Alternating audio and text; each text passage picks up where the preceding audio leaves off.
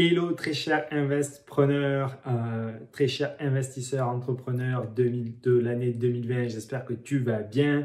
On est là aujourd'hui pour parler des évolutions du marché, de l'immobilier parce qu'il y en a énormément, ça bouge très rapidement. Et donc du coup, si tu veux rester à l'affût des bonnes affaires, il faut que tu t'adaptes. Donc, on va discuter de ces adaptations dans cette vidéo. Avant ça, comme d'habitude, je t'invite à t'abonner à cette chaîne, à cliquer sur les petits pouces pour encourager la production de nouvelles vidéos parce que c'est vrai que dernièrement, j'étais un peu feignant de ce côté-là. Et donc, du coup, laisse tes commentaires et dis-moi ce que tu en penses, ça fait toujours plaisir. Même si tu n'aimes pas les vidéos et même si tu n'aimes pas le contenu. Mais au moins, ça fait du ranking.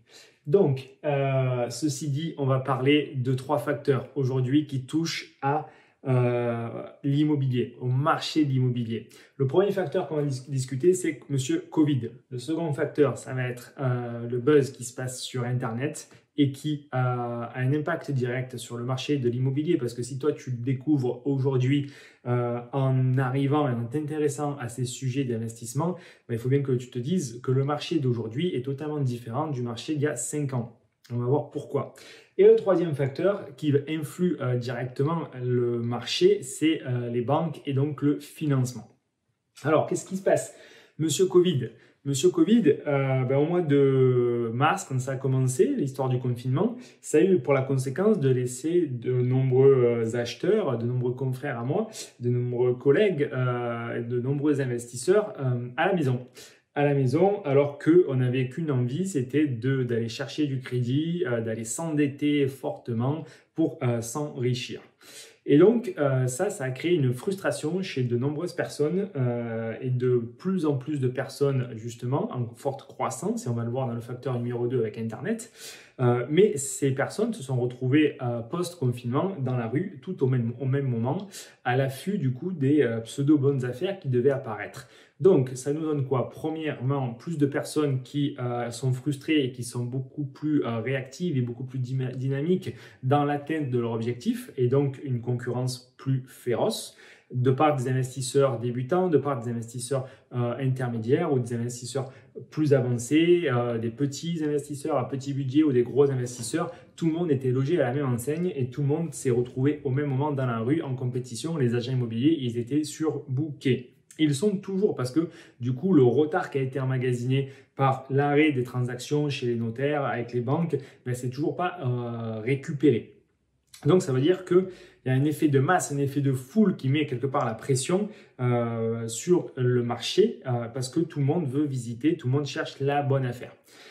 Deuxièmement, là, on a parlé de potentiellement une crise qui arriverait suite au Covid. Alors, je ne vais pas dire que la crise n'est pas là, mais on a longtemps pensé, et moi le premier, que beaucoup de personnes allaient se retrouver au chômage, ce qui est vrai, suite à cette crise-là.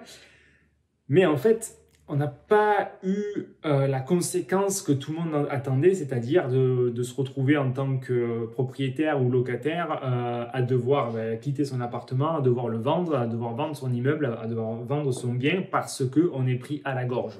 Là, aujourd'hui, concrètement, on ne voit pas encore cette mesure arriver, cette conséquence à la crise.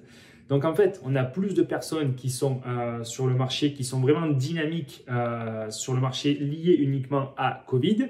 Et pour autant, on n'a pas plus d'offres parce qu'au final, les ventes qu'on espérait tardent à arriver et va savoir. Il faudrait que cette crise dure et qu'il y ait encore plus de chômage pendant plus longtemps. Voilà, les impacts vont mettre plus de temps que ce qu'on aurait pu le penser au départ pour vraiment apparaître si au final les propriétaires doivent vendre du coup des biens pour se régénérer de la trésorerie. Là pour l'instant, avec le chômage, voilà, il y a des mesures avec des aides de l'État, ça a permis quelque part aux propriétaires de ne pas pour l'instant devoir se séparer de leur parc immobilier de façon massive. Ceux qui se séparent, c'est comme moi, par exemple, j'ai vendu la résidence principale, on a vendu une grosse colocation qui tournait très très bien, mais qui avait un petit cash flow, donc au final, c'était pas forcément super intéressant. Donc là, ouais, on peut vendre, on se fait plaisir, le marché, du coup, il est vraiment à la hausse et on vend très cher. Et du coup, ça amène à une position de force pour pour les vendeurs. Cette position de force, elle est encore plus exagérée ou amplifiée grâce au deuxième facteur qui est Internet. Parce que pendant que tout le monde était à la maison, et là on voit vraiment, on est à l'apogée de 5 dernières années où les investissements immobiliers se sont fortement développés. Il y a de plus en plus de formateurs, il y a de plus en plus de coachs, dont moi, hein, on ne va pas se cacher la vérité. Et au final, ça donne qu'il y a un buzz qui est vraiment sur Internet, qui fait que de plus en plus de personnes s'intéressent à ces sujets-là.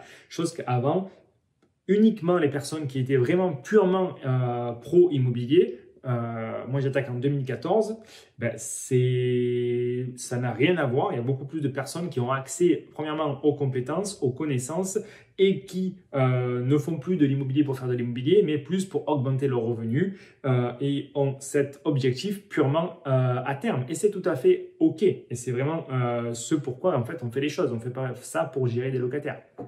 Donc au final, on se retrouve avec plus de concurrence que jamais. Du coup, quand il n'y a pas forcément plus de biens sur un marché et par contre, quand il y a plus de personnes qui sont en recherche, ben, on en revient à la loi de l'offre et de la demande. Et donc du coup, qu'est-ce qui se passe? Une hausse des prix. Une hausse des prix, ça c'est la première des conséquences. La deuxième, c'est que le marché est très tendu. C'est-à-dire que les biens partent très vite. Et la troisième conséquence, c'est que les négociations sont pratiquement impossibles. C'est très difficile parce que du coup, on est vraiment dans ce rapport de force sur un marché qui est orienté au pouvoir de négociation pour les vendeurs. Et moi, je vous le redis, j'ai fait 2 ventes. Là, en été, c'est très facile de vendre plus cher que le prix du marché, de vendre rapidement. Donc, marché très tendu, vendeur en position de force. Ça, c'est la situation à l'heure où je fais cette vidéo, au mois de septembre 2020. Et personne ne sait comment la situation va évoluer. Si la crise perdure, peut-être que le marché va se calmer. J'en doute. Honnêtement, j'en doute. Ensuite, de l'autre côté, il y a les banques. Les banques, là, on sait que depuis le début de l'année, il y a des recommandations en fait qui mettent plus de contraintes sur l'allouement des crédits en fait pour du coup les investisseurs ou même les particuliers. Alors oui, on peut investir en société et on règle le problème, mais au final, ce que ça veut quand même dire, c'est qu'il y a plus de contraintes pour les investisseurs. C'est-à-dire, on regarde le taux d'endettement, on regarde le taux d'usure. Voilà, c'est plus compliqué qu'avant. On ne va pas se le cacher, c'est plus compliqué. Néanmoins, les banques, elles ont toujours des objectifs à tenir, des objectifs de chiffre d'affaires, des objectifs de prêt immobilier. Elles doivent dépenser quelque part l'argent qu'elles ont elles-mêmes emprunté.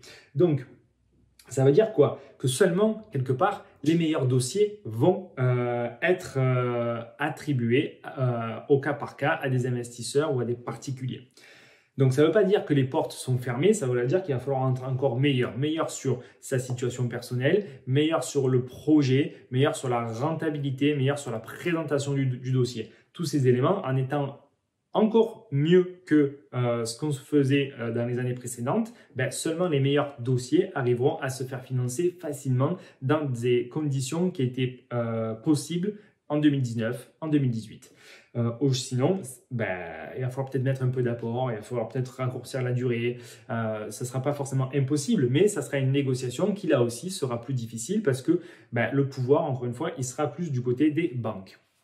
Donc tout ça, ça amène à un environnement qui est quand même beaucoup plus complexe que ce qui pouvait être au cours des dernières années. Et c'est vraiment une évolution qu'on voit.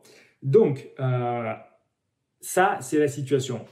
Maintenant, si on veut faire les choses différemment et si on veut arriver à créer quelque part des bonnes affaires, parce que vous l'avez compris, les bonnes affaires, elles n'apparaissent pas sur le bon coin, il faut vraiment arriver à les créer et du coup à parler aux bons vendeurs, ceux qui sont ouverts potentiellement à la négociation, avoir un très bon dossier pour se faire financer, il va falloir s'adapter. Il va falloir s'adapter au marché du coup de la fin d'année 2020, voire potentiellement 2021. Je dis ça, voilà, l'objectif c'est par exemple si vous voulez trouver un bien d'ici la fin de l'année, à mon sens, Enfin, on parle toujours si vous voulez trouver un bien qui génère du cash flow. Si vous voulez trouver un truc qui s'autofinance, c'est sûr que ça sera beaucoup plus facile. Si vous voulez trouver un bien qui va générer 200, 300 euros de cash flow, ça sera là aussi plus facile. Si vous voulez arriver à générer des biens qui génèrent du coup plus de cash flow, 500, 600, 1000, et ça sera de plus en plus difficile. Déjà qu'à la base, c'était plus compliqué. Donc, pour arriver à créer ces très bonnes affaires, en fait, je vois trois éléments. Le premier, c'est qu'il va falloir innover. Il va falloir innover et non pas se contenter de suivre ce que Intel dit ou ce que Intel fait. Il va falloir être capable d'innover et principalement dans sa zone d'investissement. C'est-à-dire qu'on le savait déjà, si vous cherchez de la rentabilité et du cash flow, ça va être très difficile de le trouver dans les grandes villes. Voilà. Ensuite, pendant quelques années, on a pensé à des villes moyennes. Effectivement, c'était possible, c'était les bonnes affaires pendant les années 2017, 2018 et même 2019. Là, aujourd'hui, ça devient encore plus compliqué. Donc, pareil, il faut innover dans la zone de recherche pour aller maximiser le cash flow. Ça, c'est un des premiers éléments. Un autre élément en fait que je vois comme facteur clé de succès pour arriver à terme à monter ce projet, à se faire financer, du coup, c'est de respecter précieusement ou de faire attention vraiment au rapport entre le coût total et la rentabilité du projet. C'est-à-dire qu'au plus vous allez partir sur des projets qui ont un coût total qui est important, par exemple 200 000, 300 000, voire 400 000 euros, au plus, ça sera difficile de les enchaîner. Sauf si vous avez une situation salariale très confortable, avec beaucoup de reste à vivre, un bon salaire et beaucoup d'épargne.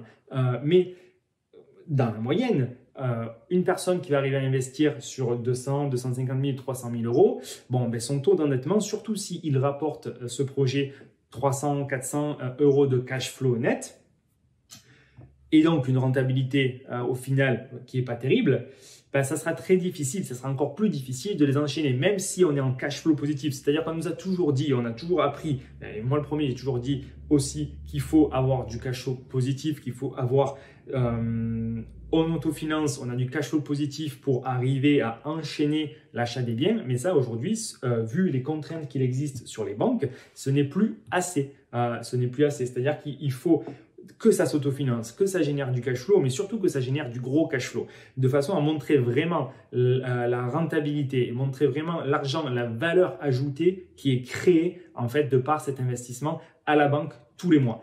Et que vous avez un plan B et que vous avez un plan C au cas où ce mode d'exploitation change. Évidemment, on ne va toujours pas parler de ce que la banque n'aime pas, la location de courte durée, etc. Mais déjà, voilà, en minimisant le coût total d'investissement et en maximisant du coup la rentabilité des projets. Et donc pour ça, il existe plusieurs techniques. Il y a évidemment la colocation, mais on peut très bien aller rajouter des chambres, rajouter de la surface. Alors là, en travaillant sur le bien, on arrive à ajouter de la valeur. On fait attention au coût total et on est localisé du coup dans les villes où on a toujours un pouvoir de négociation, où on a toujours du coup un choix de biens assez facile, on a plus de temps pour prendre des décisions parce qu'il y a moins de concurrence. Là, on est quelque part en train de créer le marché tel qu'il était il y a quelques années dans les villes moyennes, voire il y a plus longtemps encore dans les autres grandes villes. Donc c'est pour ça qu'il faut être capable de s'adapter si vous voulez générer le maximum de cash flow et surtout arriver à faire un deuxième, voire un troisième, voire un quatrième investissement tenant compte des règles telles qu'elles sont données au moment où je fais cette vidéo. Voilà. Donc, dis-moi en commentaire ce que tu en penses. Si tu veux aller plus loin sur ces sujets, tu sais que tu as en description un lien pour prendre rendez-vous avec un appel avec moi et lors d'un appel téléphonique qui est totalement gratuit. Voilà, on peut faire le point sur ta situation, on peut faire le point sur tes objectifs, sur la stratégie qui te conviendra le mieux. C'est avec un grand plaisir. Sauf si tu as déjà pris le rendez-vous, il ne faut pas abuser. Voilà. Allez, je te dis à très bientôt. On se retrouve pour une prochaine vidéo. Bye bye, ciao!